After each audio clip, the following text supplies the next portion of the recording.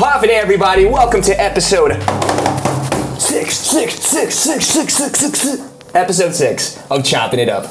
Once again, I'm Jed, and this is... It's NDR.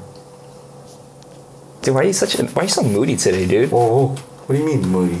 Dude, you're like so moody, bro. I'm not moody. I'm moody? Yes. Like this whole morning, we're prepping like equipment, and you've just been moody. Now there's a plane messing up our freaking audio, and it's making everything worse. Why? No, I'm moody. Is our podcast just worse, Jed? No, I'm moody because... It's just worse? Dude, why are you so moody, man? Come on. No. I mean, I heard that you were on another podcast just recently. Dude, I can explain. They asked me on. Whatever, bro. They asked me on, and I was like... Does it feel good to chop it up with other people, Jed? Does it feel good? I'm sorry, bro. It's all good. Don't even touch me, bro. No, I don't need this. Neil. I don't need this, all right? I can chop it up with as many other people as I want. Go chop it up by yourself, asshole. Play that intro. Chopping it up, chopping it up. It's Niel and Jed, and we're chopping it up. My leg. Oh yeah, chopping it up. Hey, come on, man. The podcast wasn't that fun anyways, dude. Like, Yeah, was it? I have fun here, bro. This is the best podcast I've ever done. It's better than like all these other boring podcasts that just talk. Like, I'm actually talking to my friends. I mean, they're my friends too, but you're my best friend, man. This is weird. Choppin' It, everybody. Welcome to this installment, episode 6 of Choppin' It Up.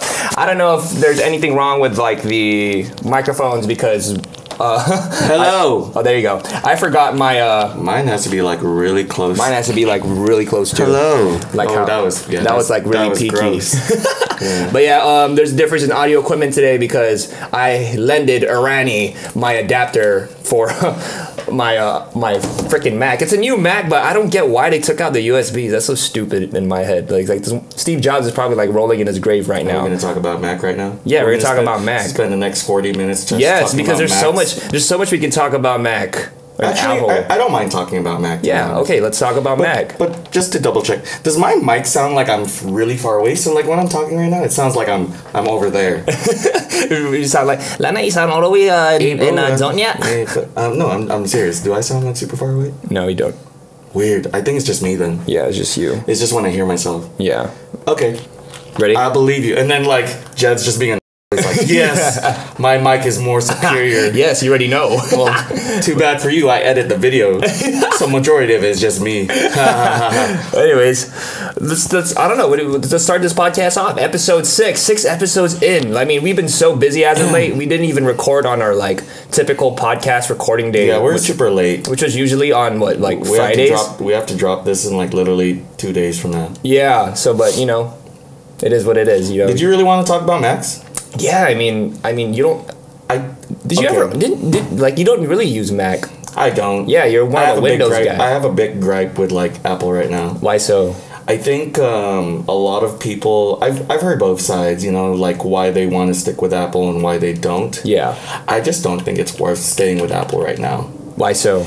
I mean, ever since Steve Jobs passed away, there's been like a decline in innovation for Apple. I mean, I could see that. I mean, whether it be the stupid rechargeable pen on the iPads that you just stick it in from the bottom. They're like, for me, you know, I'm all about innovation and moving forward. Yeah. And so there's a lot of things that they improve on these Macs or these iPhones, and it doesn't seem like an improvement, honestly. Like, what's a good example? I know. Honestly, we go like this becomes more of like a tech review. If the anything. Emoticons that talk to you. Is that innovative to you? I don't even know who uses that.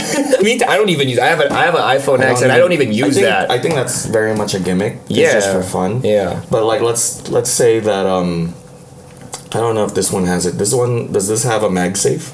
What's a MagSafe? You know, like when you like the wires. Oh no! This one doesn't. The power cord. Yeah. I remember before, like my old Mac, it was a 2K14 Mac when it would come off, or like the way it plugs in is like a magnet. I thought the MagSafe was like one of the smartest features on the Mac. Yeah, and then they took it out. You know, because it's like if you run and then you accidentally trip over it, it just comes out. Yeah. And it doesn't pull your entire laptop. Yeah. And so I thought that was genius. Yeah. And for some reason they're like, yo, Steve's not here anymore. Let's take out the MagSafe. That was so stupid. So there's a lot of like features like that where they kind of regress for some reason. And I still don't believe in the whole like no audio jack thing. I think that's really stupid. Like, I mean, I experience issues with my iPhone where it's like, oh, I want to listen to music through headphones. Oh, snap. I can't. Nothing. I got to take it out and plug it. Now you have to have a dongle which has two like little like. It's just they want you to spend more on gizmos and little they do. And I think the extended stuff. The consumers buy it. Yeah. Just because they're comfortable with iPhone. With iPhone, and it's ridiculous to me that people are willing to put up with like inconveniences. I mean, when did you switch from iPhone, because you used to have an iPhone before? Yeah, when did you switch to? I used to be iPhone heavy ever since like I was a senior in high school. When did you school. switch to Android? Maybe like 2 years ago. Yeah, because I was just getting fed up with Apple. Yeah. Like wow, big like time. I hate you, Apple. I hate you. I don't want to eat fruit. But yeah, no. That's such a. I'm sorry for that corny joke. Dad jokes. He's a dad, everybody. Daddy Neil's making dad jokes. You're getting old, bro. Oh, did you just call me Daddy Neil? Yeah, you're getting old, bro. Whoa, bro. What is this, Jed? What are you trying to hint at again? Yeah, but like when it comes to like Apple products and stuff, like yeah, I'm actually comfortable when people give me the idea of, hey, you should switch to Android. Like, I don't want to do it. Like, oh, you don't? Yeah. Actually, I've never talked to you about that. Because I'm actually really comfortable with like iPhone, you know, and you do make a good point. It's like, oh, but I don't want to. I think a lot of it is just the switch over. Do people get afraid of having a lot of these inconveniences that they're so used to having? Yeah. But in my mind, it's just one big switch, and from there on, you're good. You're good the rest of the way. And I would much rather deal with that. So, like for example, I notice a lot of people on Androids or like because of the quality other phones, and it's not even necessarily the quality. I think people have a bad perception of Android just because of social media. Yeah. And let me explain to you. Yeah. In terms of technology, like Samsung and all, specifically Samsung. Yeah. It surpasses Apple big time. I don't know if a lot of people know that Apple buys their screens from Samsung for your phone. Really? Yeah, that's not really from Apple. This is like they have to buy it from Samsung. Holy cow, I didn't even know that. And so in terms of technology, it surpasses it big time. We have technology. And so I think a lot of people just look at either their Snapchat or their IG stories and go, that's bad quality. That quality sucks. Yeah. And I can explain to you why the quality looks like that. Because Android sucks. Just kidding. Yeah, go expand. Okay, go.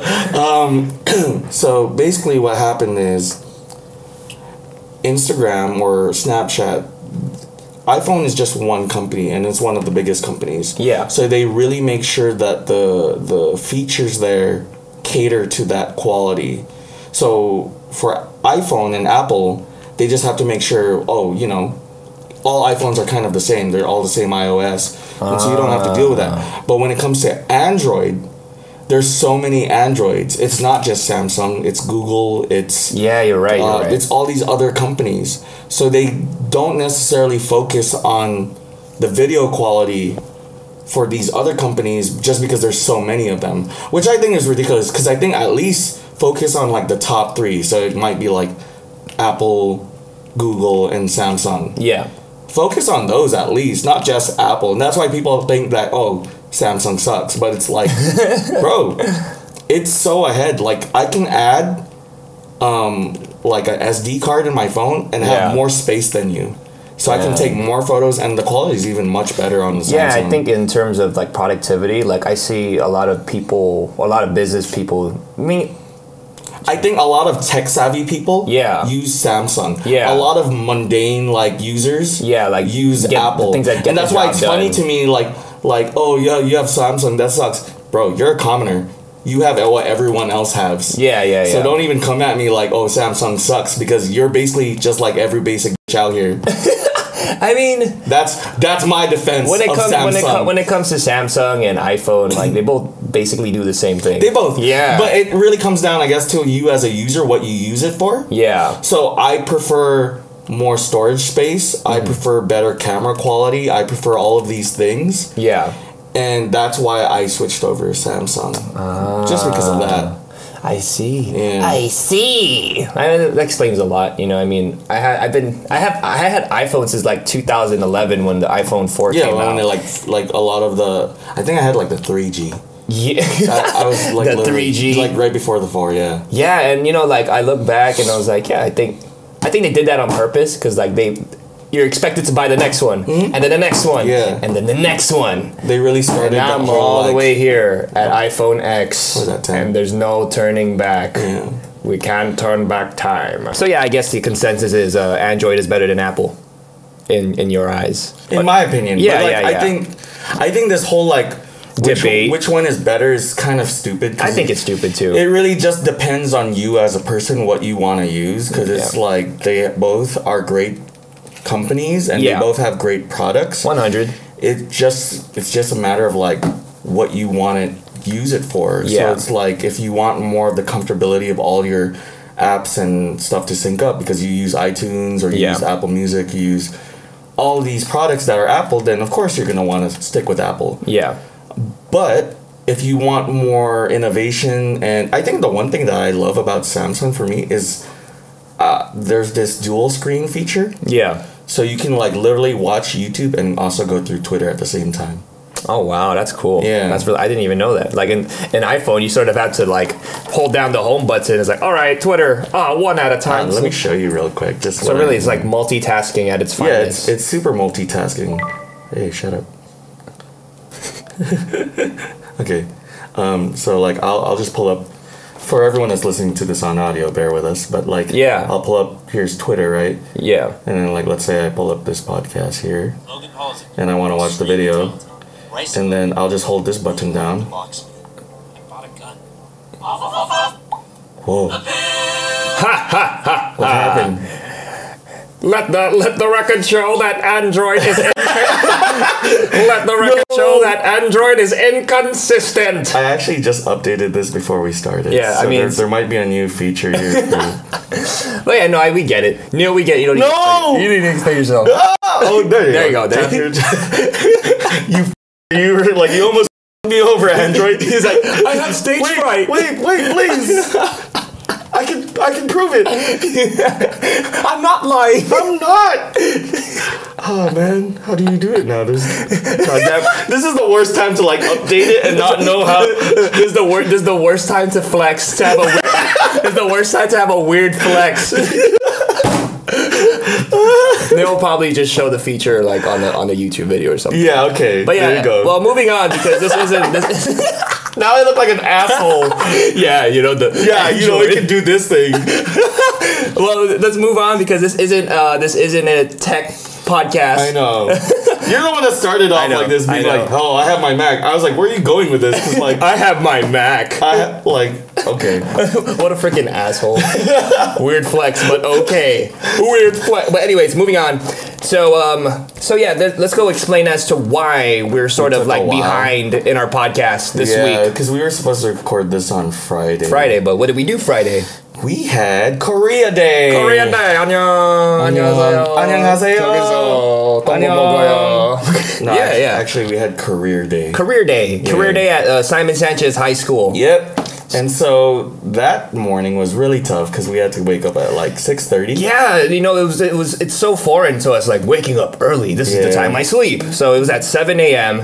and Neil and I, dude, the night before I had a rehearsal for this block party that I'm gonna perform March 9. Hey, shameless plug. But I didn't sleep the night before, so I was basically dying like the whole career day. I was like the first time was cool because I had a shot of coffee. The first presentation, because we were there the whole day from 7 all the way to 2 p.m. Yeah. And the first block was cool. I was like, okay, I got my coffee. Then second block, I was like, whoa, I got hit by a truck. Yeah. Like Jed was like slowly like fading, and I only slept a couple of hours, but I felt it too. I was exhausted. Yeah, and the thing is too, like our body, like I guess with our career or our body of work, it's like, or with our careers or with our day job, it doesn't allow us to wake up early. I mean, we're always up late editing.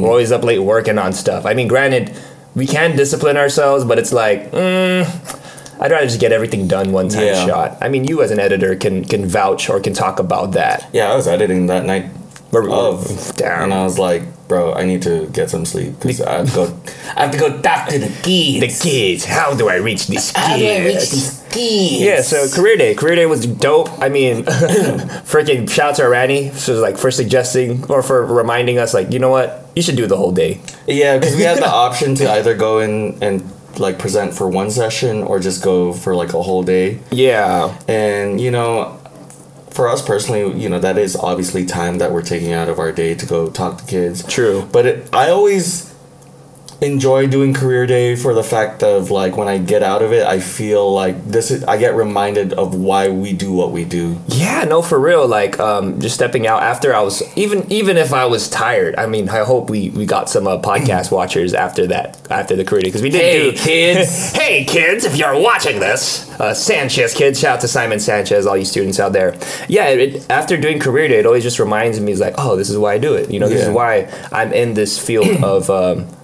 This reminds me why I'm a rapper. This reminds me why I'm a musician. This reminds me why I'm doing Project Inspire in the first place. This reminds me because you know, I mean, we had guidance, but we also didn't have guidance. And when we were younger, and so we just want to be able to, even if it's only for a day, to try to provide some sort of, I guess, advice or mentorship or you know, direction into life. I mean, you know, what we do is we're in a creative industry, and for me, career day is tough because sometimes kids get put into classes that or like presentations that they don't necessarily want to be in. Yeah, no, for real. I could vouch for that. So for me, I always try my best that when I do get kids that, you know, obviously aren't going to truly relate to what I'm talking about, I have to make it relate somehow. Yeah. You know, so what I like to do is instead of having all the kids sit down in their seats, I feel like I'm lecturing. Yeah. And it's not so much that, so I make them put their seats into like a semicircle. It's more intimate that way. Yeah, so I can see all of them. And then I literally have them tell me individually what they want to be after high school. Why do you do that though? I mean, because it's hard for me to gauge like the conversation. So if, you know, a couple of them want to be in the military, I don't want to alienate them just because I'm talking about being a filmmaker. Yeah, you don't want to be that guy who's like, all right, I'm a filmmaker. Then all of a sudden, all the I want to be a soldier guys are just like, screw this guy. I don't like this guy no more. This doesn't pertain to me. Like one of the advice I gave the kids was, you know, I think we are all asked at a very young age, like, what do you want to be when you grow up? Well, what did you want to be when you grow up, actually? I wanted to be I wanna be where you are. I thought you were gonna be like, I wanna be the very best. I wanna be where the people are. Well, actually, I did want to be like, a conventional firefighter, a policeman. Yeah. But it was always what my mom wanted because I'm Filipino.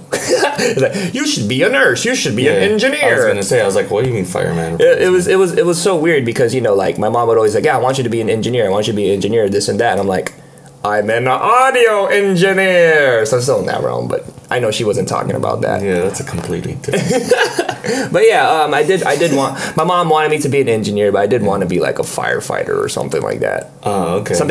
Something really like mundane, something the typical guy. Mundane, but that's common. That's okay. It's a common idea of like. I want to be a firefighter. Yeah, those guys are heroes, man. Yeah, those guys are heroes. I want to be like those guys that you see. Like I remember in kindergarten where it's like when you say what I want to be when I grow up, there's like options. Yeah. And there's like photos of careers. I'm like, okay, I'll choose that one. Mine was to be an astronaut. Oh, I thought you were about to say to be an asshole. I mean, you already are one. Yeah. You want to be an astronaut? So that way I can be an ass out of this world. Okay. I'm sorry. All these jokes. My joke game today is off. It's because we're filming this like so early, Jed. It's like when Neil tells a joke. It's just not landing right now. I'm sorry, guys. No, this guy's very tired. You know, I could vouch for that. Man's had this freaking play. I'm just trying to pull something out of my ass right now, so I don't know. Anyways, yeah, I wanted to be an astronaut because I thought it was cool. but I realized when I got older I was gonna be alone in space, so I was like, this sucks. This sucks.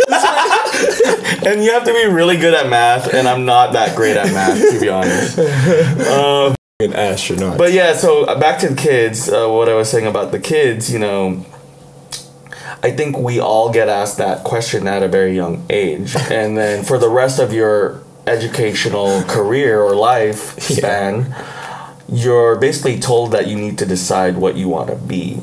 Yeah. And I think it's a good thing, but it's also a very bad thing. Of like, imagine you're a kid who don't even know how to tie your shoes. What do you want to be when you grow up? Garbage man. I know how to tie shoes. Yeah. No, I get it.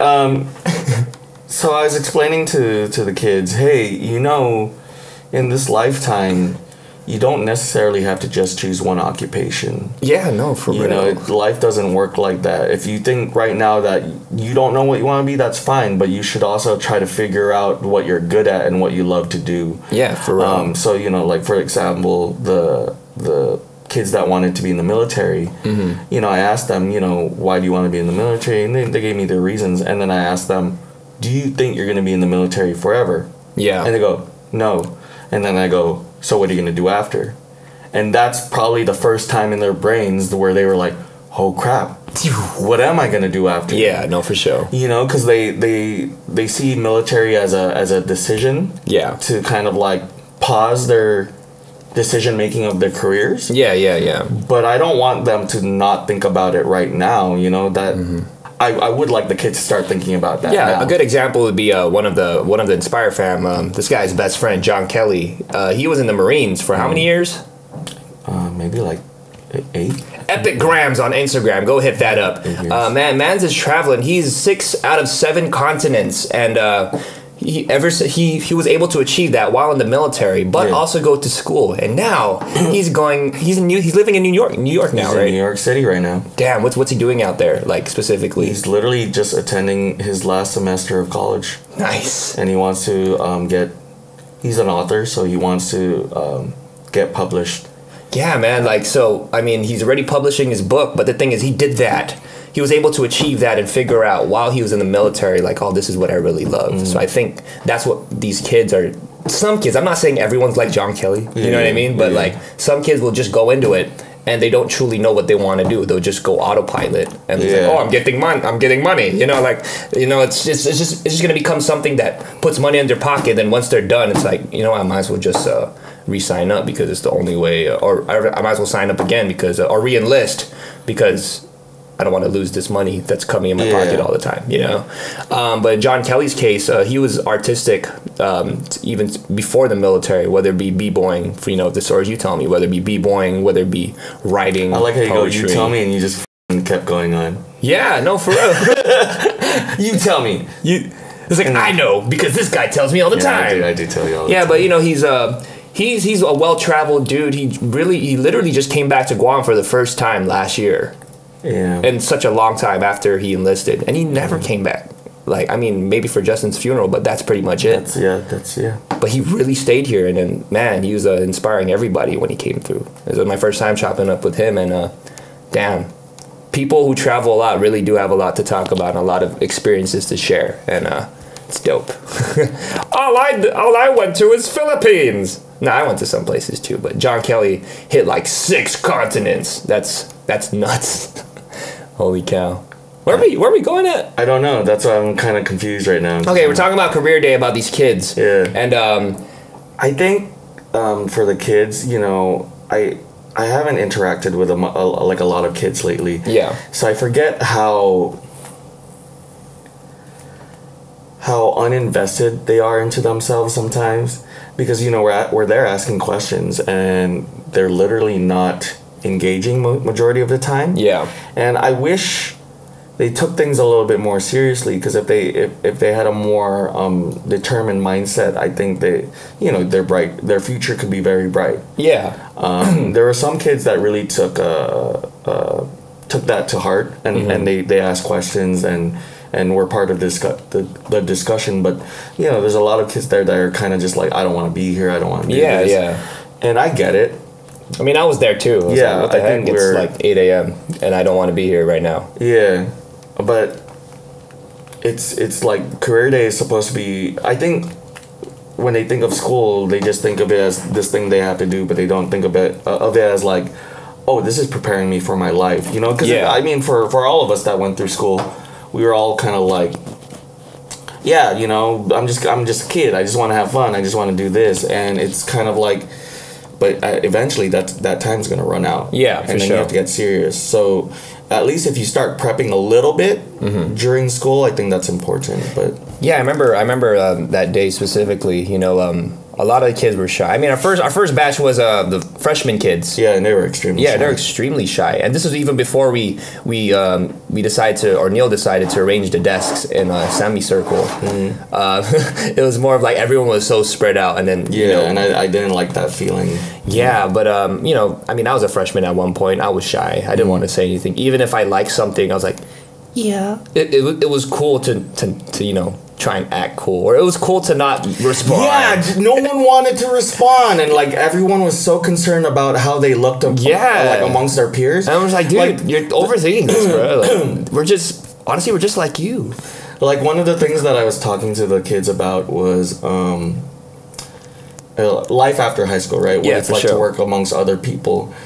And I told them, like, if you find like a very like special group of people to you, or a special individual to you, try to cherish that and try to work with that, because you guys will probably be able to succeed together. Yeah, for sure. Especially on Guam, it's like you have to make these connections, these ties. But I think going back to like when we talked about going off island, people see opportunities. Yeah. But they don't necessarily think about like the people that they're going to end up working with, because not everyone you're not going to click with everyone. Yeah, that's true. And that's true. One of the things that I brought up to them, right, I was like, this is kind of how life works out. And I asked the kids, who here likes BTS? And there were like a bunch that were about to raise their hand like instinctively, but then they were like, oh wait, I want to be cool. I want to be cool. I don't want to talk about this. And I was like, but I already saw them, but the ones that did raise their hands, like they're like, oh, I know them. And basically I asked this question, do you think the group, for all of those listening right now, K-pop group, BTS. It's a K-pop group, BTS. Yes. They're like the biggest boy band in the world right now. Yeah. Do you think they like each other? Yeah, and a couple of them like, they like, of course, they're in a band. Yeah, they're like, I was like, oh, these girls are like diehard stans. Yeah, diehard stans of BTS. Yeah, and so I was like, okay, they really took like a positive affirmational stance on like, yes, they should like each other because they're brothers. They've gone through so much through their careers, and I was like, okay, that's a good answer. And then, is there anyone here that thinks they don't like each other? And I go, there's a couple of people that are like, yeah, I don't think they like each other, because I mean, we can't. Oh, like as people, when you're close to when you're really close to people, you might get into arguments and you might get into these things, and they're just not showing it. Yeah. I was like, okay. And so I told them, okay, here's my answer. I don't know. I don't know if they like each other. I'm not their homie. I'm not their manager. I have no relation to them whatsoever. Yeah. But I did give them perspective as to like what I think might be possible. Yeah. If they actually truly like each other, amazing.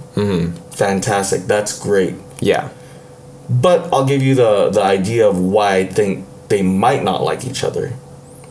And this applies for everyone else too. It's not just for BTS, but it's kind of like, you have to remember that this group is technically a business. Yeah. they got into this, industry saying that, oh, we want to be these K-pop stars, and they were molded for many years into becoming like these perfect idols, and then they were put out into the world, Now, I don't know if they like each other. Yeah. But I do know that for them to like succeed, they need to pretend, if they don't like each other, they need to pretend that they do like each other. Because how the heck are all these like, fans of theirs gonna feel if they knew that they don't like each other? They don't like each other. No, that's true. That's true. It's still a business at the end of the day, and as much as they probably do love what they do, that doesn't necessarily mean they need to like the people they like. Because I gave the kids this example. I said, to make this relate to you, imagine like all the people in the school that you dislike. And let's say that you were all in a class together and your teacher decided, hey, for you to get an A in this class, you're going to be partnered up into this group with people you don't like. And for you to succeed, you need to work together to get that A. And I remember the reaction, like, I don't... Yeah, everyone was like... Right off the bat, all the people you don't like, no! It's freaking high school. There's, there's beef. Like, in high school, there's just, like, petty beef. I don't even know what the background is behind their story or anything like that. But right when this guy said, yeah, what if you were paired up? Think of someone you hate the most. Like, that was the initial reaction. It was so funny. And then they're like... And then when this guy's like, yeah, you have to work with them in order to get a good grade. And all of them were like... But it's like, I was like, yo, but that's life. That's life, dude. I mean, sometimes, I worked a 9 to 5 at one point, and there were people that I hated working with because I just didn't like their vibe. But seriously, that's real life, though. That's the reality. I mean, that's why we always reiterate the idea, like, we're so lucky to be working with amongst our friends. Yeah, you know what I mean. But if we weren't, obviously, we'd settle for something that's not with our friends. Yeah, and dude, yeah, I mean, that's crazy when it comes to these kids because a lot of, I guess it's just a generation. I don't know. There's just something different about this generation. Like they're not as outgoing. I don't know if that's like a. I don't know if that's a bold statement. I think they're just a slave to the screen. Yeah, like by that I mean like they're very like they can't live without their phones, right? Yeah. Whether it be like the idea of instant gratification is very much intact. Like whether it be getting likes on Instagram, like hence why when we did the Equal music video, we did a casting call, and back in the day, when there was casting calls, a lot of kids would pull up. Like what did you say, like 300 kids? Yeah, well, when we did our plays, yeah, like 300 kids would come out, and it's like whether they made it or not, whether they are a key role or not, it's like they were just there to chill. They just wanted to participate and be amongst other people and actually engage with people their age and do something that's creative. They were just about it. And then for Equal, we wanted 500 kids, right? I wanted as much kids as I could get. And then, I mean, how many kids showed? Like 40? Yeah, 40 kids showed 40 up. And my girlfriend. Like, and, I mean, it goes to show, like, but when you compare the actual people who showed up versus the traction and the engagement on Instagram and Twitter. Yeah. It's like, this doesn't make any sense. The commercial that we put out for the casting call had thousands of views. Yeah, dude. Like, and to see the turnout be like a fraction of what it could have potentially been. And I mean, I guess just not to like have views like skew all of that. The engagement, like the engagement was crazy. Like the comments and all the retweets and everyone actually talking about it. We thought there was going to be a big turnout. Yeah, and a lot of the kids are just comfortable behind their screen. They like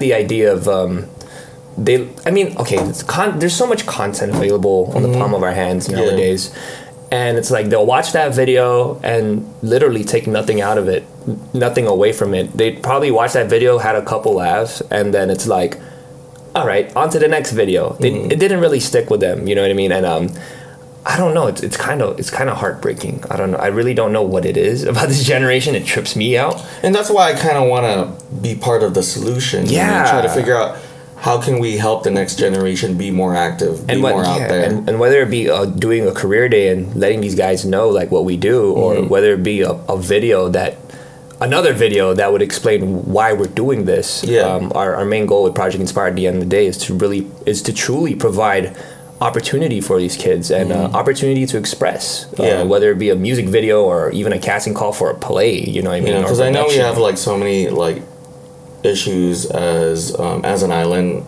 ourselves, participation, and so. But the one thing I always hear from people is like film or theater or the arts kind of saved my life. Yeah, that's a common thing, and that's why I think that, and you know how underfunded the arts are right now. Super underfunded. Like, especially with our president making these decisions to cut like funding on that aspect. So put the wall up. Yeah, and for me, we need Chris Jericho to break the walls down. Sorry, wrestling reference, but yeah, I know. We need to provide more opportunity for these kids because it's just heartbreaking. It's just heartbreaking to know that, they don't know where to go sometimes, and all they need is like a helping hand. All they need is someone to be there and just say, hey, you are important. You do have talent. You are somebody, like. Yeah, and I think too, like, since they have all this access, right, to content, they'll automatically compare themselves to, I don't know, like, for instance, a girl wants to rap, and she's 16 years old, and she'll look at a rapper like Bad Baby. Remember the Catch Me Outside, how about that girl? Yeah, she's a rapper now. And it's like, oh, I don't want to rap anymore because I'll never be as good as her. And I mean, I guess it opens the doors for comparison, and you're always going to be competing, and yeah. What are you doing? I'm texting, sorry. Fucking dick, dude. We were supposed to record this at 8 a.m, and you're the one that took forever. So I do still have a life. I still have meetings and shit to do. So I'm just coordinating. Yeah, no, for sure, I get it. Is there anything else about Career Day that you wanted to talk about? I do want to cap it off like as inspiring that it could potentially be for the kids doing Career Day. It's inspiring for us to just show up and to see how we can inspire these kids because that energy we're given out and having that energy get reciprocated. And whether we know that they're inspired or not, just knowing that they're listening to us, just knowing that we're in the same room with them, sharing our ideals, sharing our minds, sharing our thoughts. We did our part. Yeah, and whether they take it in or not, it's, as much as I would, love for all of them to take away something. Yeah. It's not always going to. You're going to miss the mark a lot of times. But at least if we reached out to like maybe a couple kids or even one kid, then we did our job, Yeah, for real. And, it was this Career Day experience was a lot better than our first Career Day at Teens in High School. Where we presented? Yeah, the Teens in High School, the first time. It was a lot different. Very situational just because we had less time. We had half the time. Like at this one we had an hour, and then that one we only had 30 minutes. But, I wouldn't say it's better. It's just a different situation. No, that's true. That's true. And it was also the first time we were doing Career Day together. Yeah. But I mean, like, to compare it, we didn't, like, the podcast wasn't up. We were just really there. We were just there to suck our own dicks. Yeah, it was like, hi, we're Project Inspire, Dream Star. That's the problem I have with Career Days is, like, as much as I know what it's for. Yeah. I just feel like it's not enough in the sense because it's like a bunch of people going to like schools and being like, I'm gonna suck my dick in front of all I'm these a kids. businessman. Yeah. Hi, I'm a banker. And what I mean by that is like they just go there to talk about themselves and present the opportunity, but they never teach you how to become that thing. And so that's the problem that I see for me personally, the problem I see with Career Day in terms of like if they don't provide value in the sense of like, this is the route you take, then you're just going there to talk about yourself. Yeah. And really what you're supposed to be doing is provide a route for these kids. Yeah, and I'll be super honest, like just from experience, right? Being a kid and sitting in these Career Days, like it's so unengaging. Like, I mean, the only people who came through for Career Day that I remember were the people who gave food. And I was like, oh, yo, this is tight. But everyone else is like, honestly, it did intrigue me. I was like, what is this for? What is this truly adding? What is this truly... do I truly need this? I don't know. And Niel's texting again. So, oh well. I'm sorry, you just weren't interesting. Says the guy who has lame jokes today. All right. Shut up, Jed! Go to your other podcast! So yeah, to cap it all off, you know, we love Career Day, and we always try to make it fun and engaging. And if you're one of the kids that were there at Career Day, we appreciate you for at least sitting in the room, even if you were forced to. Even if listen to us. You know, we do hope that you enjoyed what we had to say. But yeah. Oh yeah, so AJ Rafael. So I pulled up, it was a free concert, the Tumon Bay Music Festival, and I pull up with my girl, and all of a sudden I see this guy on stage, and I was like, yo, oh yeah, that's right. He's opening up for AJ Rafael. Did you really forget? No, I remember that I saw your tweet saying, what alternate universe do we live in where I'm opening up for AJ Rafael? I'm opening up for him. Not Jed. No, because it's so dope, and it's so dope to see like the shoe on the other foot. And I'm just looking at Neil, I was like, yo, this is sick. And when I literally pulled up, I saw this guy is wearing his bag. I was like, oh snap, I forgot he's performing right before AJ Rafael. Yeah. And dude, it was lit. 21 Jump Street. So a lot of the reasons why we've been so tight on our schedules because we've been doing a lot. Yeah, a lot of things for the company, for Dreamstorm, for Project Inspire, and then also for ourselves. Yeah, this guy was talk to these guys about your production that you've been rehearsing for the past like how many weeks? 3 weeks? 4 weeks? It's already been a while, yeah. Yeah, so talk to them about that. So a month ago, I saw that there was this flyer for a musical coming up, and it's called 21 Jump Street. Yeah, and it's written by Lin-Manuel Miranda. Mm-hmm. And if you don't know who that is, he's like, bro, this guy had the opportunity. He had the opportunity. So Lin-Manuel, right? He's really big on Broadway right now because he wrote the music for Hamilton. And he actually wrote where you're going. He wrote Hamilton. And you've seen him because he's wrote music for Moana. Yeah. And he was in like one of the How I Met Your Mother episodes and I think the last season. But he's huge now. But Jed had the opportunity about 2 or 3 years ago when he went to New York City to watch Hamilton. And at that time, Hamilton wasn't super popular. Yeah, So it was really affordable. I remember this guy was telling me right before I left, it's like, you're going to New York? Make sure you watch Hamilton. And I'm like, I told him that I don't care. It was one of those thoughts that just went in one ear and out the other. Yeah, I don't care what else you do. But I think in terms of your growth as an artist, go watch Hamilton. And albeit I've never watched Hamilton, but I come from theater, so I know how important theater is, especially Broadway theater. So I was like, bro, you need to go. And this guy didn't even go. And I get it, like the situation was hard. Yeah. But like, you should have tried harder. You had the opportunity was there, and you totally missed out on it. You blew it. You blew it. You had one job, Jed. Yeah. No. But yeah. Anyways, the musical I'm in, it's a 15-minute musical. Yeah. And it's if everyone's watched 21 Jump Street, it's basically the same premise because I don't think a lot of people realize that 21 Jump Street isn't just a movie. Science, but yeah, it actually happened in real life. Like it's based on a true story. You know, like. The police did send undercover cops to schools to find kids who were selling, drugs. Oh, and so I played the lead character, and what's so funny? What? The character I'm playing is named after Justin. Or is named Justin. So I'm just like... Hi, I'm Justin. R.I.P. buddy, we miss you. We love and miss you, but like it's so stupid. Like I always like think, man, this asshole is pulling some strings in the afterlife. That is too big of a coincidence that the first like musical or play that I'm in, like after 5 years, I play his like a character with his name. What is his last name? Baldovino. Yeah, Baldovino. Yeah, it was dope. It was nice. It was nice having a switch in realities real quick. Yeah, it was nice to like Jed was the one out like off the stage watching me this time. Yeah, it was dope, and it was nice. It was nice, and basically when I perform, this guy is always the one giving me pointers, like because he has a background in theater. I don't. So you'd always tell me like, oh, eye contact is or always when you perform, always make sure that you're looking at something. But when it comes to stage presence, this guy's. I'm so sorry. Oh, go ahead. Go. No, he's one of those guys. I'm a wait. All right, do that. I'm gonna Google something real quick. Hey, do you know a good like Mexican restaurant? Carmen, Sinaloa. See, where's that one at? It's the one next to Live House. Are you really gonna wait? Yep. This is so awkward. I bet you already forgot what you were talking about.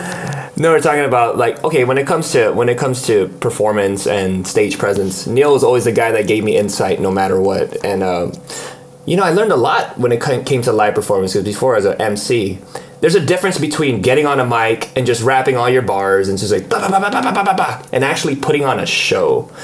There's a difference between like trying to carry a show and just trying to flex. I know when I went to New York, whether it be the team backpack competition or ciphers or whatnot, rappers would just go on stage, rappers would just talk on the mic, and there's really no show. And like as a audience member, as a consumer, I'm just like, all right, cool, you have bars, it's cool, but like, where's the charisma there? And yeah, that's deep, bro. But like, I'm paying X amount of dollars. I'm not trying to see someone just talking like blah, blah, blah, blah, and then there's like everyone around me, and it's like, hot. Like I want an experience, you know. Yeah. There's a reason why performers like Bruno Mars do so well, because they're actually putting on a show. When it comes to rappers, when it comes to hip hop stuff, especially locally, from what I've seen when people perform, it's really just look at me, I'm a rapper. A lot of the shows that I've seen in terms of rappers, it's not even just on Guam, but it's really just a dude on a mic with a -1, and there's really no show. Yeah, the showmanship is not there. It's not there. And like if you're gonna do that, at least try to get the crowd involved. But yeah, showmanship is really important. I think that you know, people should put more effort into how they carry themselves. Stage presence is very much important when it comes to, you know, obviously anything you do if you're a performer. But yeah, 21 Jump Street will be March 21st to the 24th. Shameless plug. Hey! I think it'll be at UOG. All right. At UOG, so I'm probably gonna watch that with my girl or something. I mean, you better. I mean, I watched it at the Tumon Bay Music Festival, but that was literally only like the first song. Like, the first song, it was actually. It was pretty short. Yeah. But yeah, yo, hit that up. Neil's a very. Bro, I haven't performed in 5 years. So you gotta go. You gotta go. So like when I was on stage for that first time, and I hit my last like note, and all I said is yes. Like my hand was like yes. I had so much nerves after like 5 years of not performing, and I was like, okay, I got through it. It's done. Hey, but you know, hit it up. 21 Chum Street, Neil's re-debut in the theater, in the realm of theater. So I'm sorry it was so underwhelming over there. I'll make sure it's better at the performance. That was all just me. I was like, I mean, it was a big first show to even like consider, because it's like, you know, with the Fine Arts Theater at UOG, it's so intimate. You don't see anyone, but you literally opened up for a bunch of people that were there to see AJ Rafael too. So it's like, there's a lot of people. There's a lot of people, dude. I'm not gonna lie. AJ, you know, I didn't get to meet him the last time he was around, because I think I was off island. But you know, I was right next to him right after my performance, and I just went up to him and I was like, "Hey, break a leg," and then he was like, "Thanks." And like the way I see AJ is, I don't know, I guess because, you know, I grew up on YouTube. Yeah. Like I see him as like Kuya for sure. Kuya AJ. Because you know, a lot of people I noticed were like freaking out that he was here. I think if I was much younger, of course I would be like AJ. But like, you know, I'm a lot older now, and so when I see him, I'm just like, wow, I feel like I grew up with you. Yeah, no, for like, real. You just have that. You know, that welcoming feeling. That's the golden age of YouTube. So that's why, vibe. like, for me, I had no problem with just going up to him just to say, you know, break a leg. And that's really all we just said to each other, is pretty much that. Damn, that's crazy. And, you know, he did really well for his performance. Yeah, you know, he was talking about he was talking about a lot of crucial things. It was a more intimate performance too, because I know the last time he came, there was live band, it was at Phoenix Center. I told him after the show, I was like, bro, you almost made me cry, dude. And he was like, bro, I cried. I was like, because what he was talking about, right, was representation. Representation on screen, and I guess for him to be, here on Guam, and he looks out into the crowd and he sees so many faces that are exactly like his face. Yeah. He feels at home. That's crazy. And to me, that touched my heart too, man. It did, I was like, bro. wow. Being artist, right? Because he's an artist, and he was able to make something out of himself, being in a place that's like predominantly white. Yeah. You know, and it's like he made a lot of great points, and that touched my heart as an artist, bro. And it's like, damn. And retweet, man. And to be honest, I could see where he was coming from, because you know we all want to be in the entertainment industry, but it's tough when you're not white, when you're a brown boy. When you're a brown boy. And now, you know, he mentioned like a movie like Crazy Rich Asians to put us on the map. Yeah, and then now we're being taken more seriously, and this is how bad the brainwashing of all our mentalities about media is. Yeah. Because I'll be honest with you, whitewashing is so strong to the point that if AJ had been white, maybe I would have a harder time approaching him.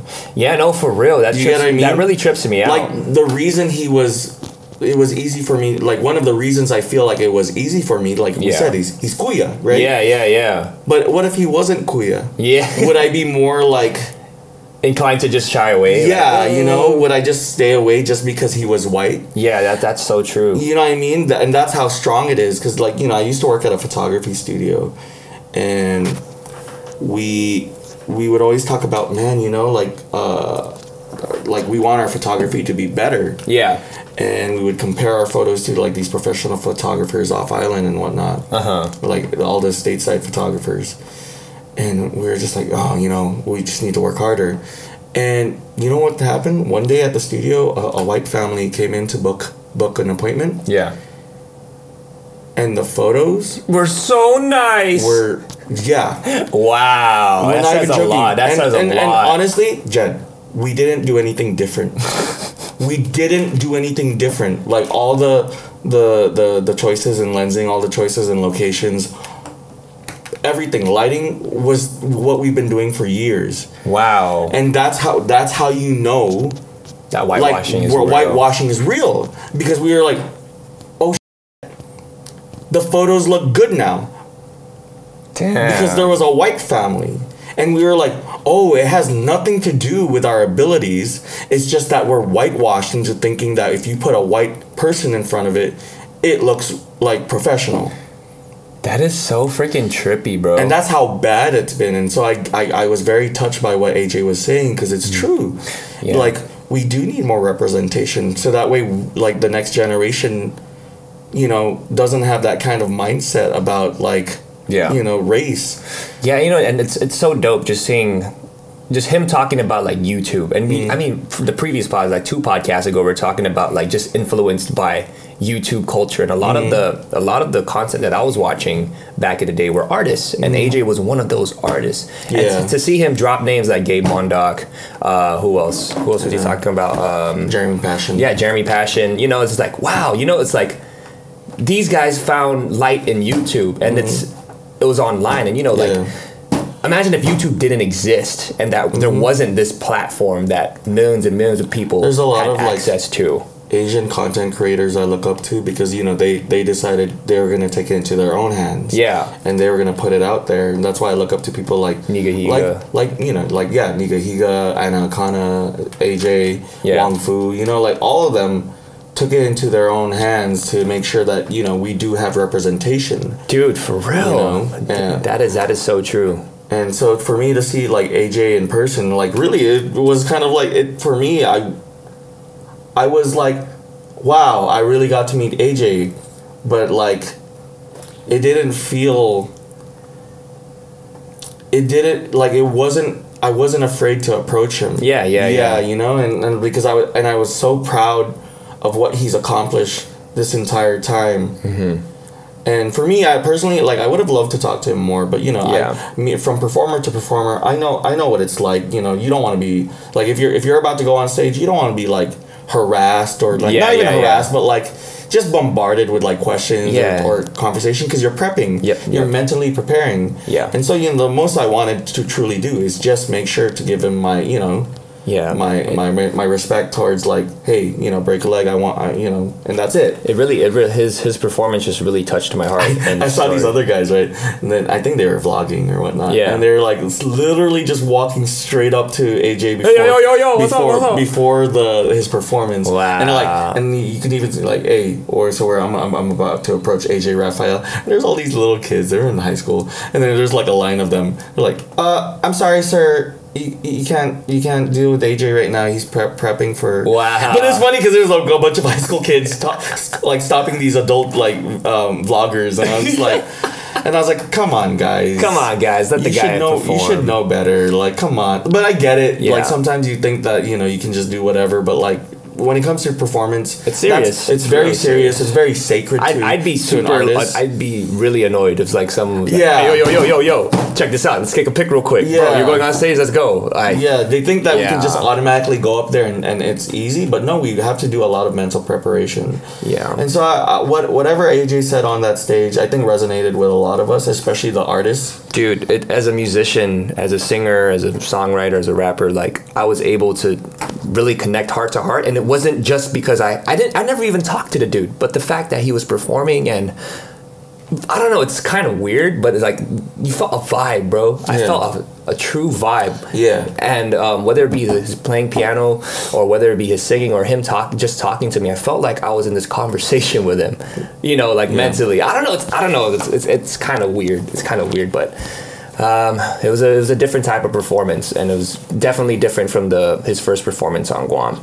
But for the most part, I think we should wrap this up because Niel keeps going on his phone. Woo! All right, I'm sorry I'm going on my phone, but honestly, this is what Jed gets. Yes, okay, he has lunch. He has lunch because he's popular. Right. Well, like we were supposed to record this like early in the morning, and then Jed texts me, "Oh, we have to do it later." I'm like, "All right," and then like he shows up, and obviously, like I still have to do other things today. So yeah, we're gonna wrap this up. Granted, it was we really just want to do like a Russian roulette of just everything we went through this past week. Yeah, but we did learn a lot. We did. A lot of it was very much. It dealt with a lot of personal heart. It was even heart much matters to even expand on that. It was even much needed because you know we've been doing the podcast, but like I feel like after this week, like whether it be the career day or whether it be AJ Rafael performing, all of it pointed back to just the art. And I'm getting goosebumps right now. It's tripping me out. But all of it pointed back to why we're doing this. And I can't believe that it took a career day and AJ Rafael to be like blah blah blah and represent us as a community and a culture to be like. You know what? We're good. We're not that far off. So anyways, guys, Niel said we're not doing wrap it up or chop it up. So anyways. I mean, if you believe in yourself, you can do it. I believe in myself. Do you believe in yourself, Jed? I believe in myself. All right, let's try it. Yeah. We got a powwow. AJ Rafael just performed at E-Pow. Was so inspired. My mind is fired up. Gotta show everybody what's up. Cause Niel always on his freaking phone.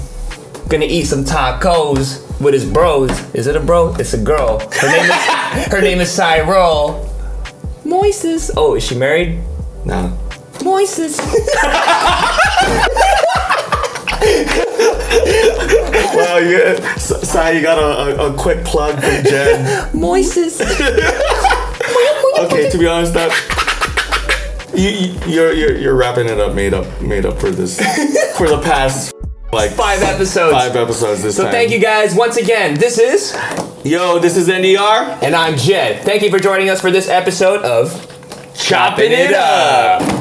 Shoot, guys. That's the Choppin' It Up. Another day without you.